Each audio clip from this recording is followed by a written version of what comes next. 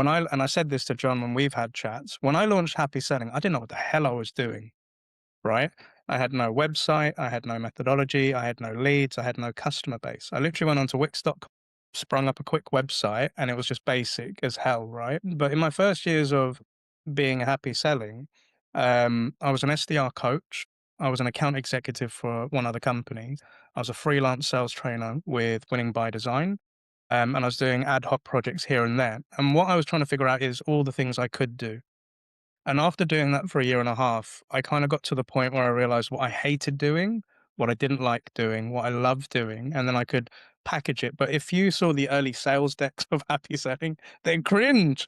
And the pricing, if I look at them now in a good way because I'm like, Neil, you were underselling yourself. Why the hell were you only like for an example? In the early days, Happy Selling was just a 6-week training course of 2-hour slots learning of how to prospect and do discovery and all of this. But in the early days, it was like £1,500, right? And if I look at it now, I was like, what the hell? Nowadays, it could be between 8 to 15K for the same project. But it now comes with the experience of taking 4,500 people through it, having results, having logos and stuff like that. But I look at these decks and I smile because I'm like, that's where you started and you had no idea how this was going to pan out. But a really cool thing that I've learned in the early days, and I don't advise this to everyone, I said yes to a lot of things. And that eventually did burn me out, but it did help me learn what am I really good at? What do I really like doing? So I give an example. Most people will come into me for prospecting advice or perhaps coming into tech or landing that interview. Most recently, I've had a lot of people come to me that are clients and they book in sessions to learn content creation. And at first, I was opposed to this because I said, no, that's not what I do. I'm here to help with prospecting and stuff like that. But then I would have clients saying, I've done this video, I've done this edit in CapCut, I'm thinking about this LinkedIn post. But part of me was like, I'm interested to see what you've done. And then it's turned into elements of me now helping some people with content creation. But I could think, in a future state, I could offer that as a service.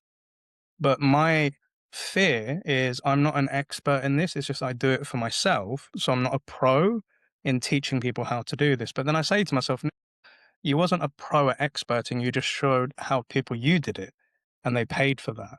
So perhaps a bit of advice is just test, try out these things.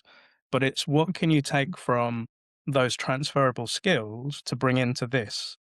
Because a lot of my things when it comes to like lockdown, launched a podcast, never done it before. I wanted to get subtitles in my videos, and this was before CapCut and before automatic captions coming on. So I went to an agency to say, how much would it cost to add in captions to this podcast video? And they said 5K. And I was like, what? Yeah, I did that. I was like, 5K, you mad? And I wanted to know how to do green screens with graphics and everything. So every evening after I did coaching, I'd sit on YouTube for hours to learn how to do those things and the graphic design and all of that. I use something very similar to Canva, but now some people will come to me and say, oh, who does your content? I'm like, me, because I know how to do those things. So if I'm designing, again, just tooting my own horn a little bit, all of this was just me. So there's no marketing agency, there's nothing. I've just put it together myself. But I'm quite happy that I can do logos, PNGs, and stuff like that.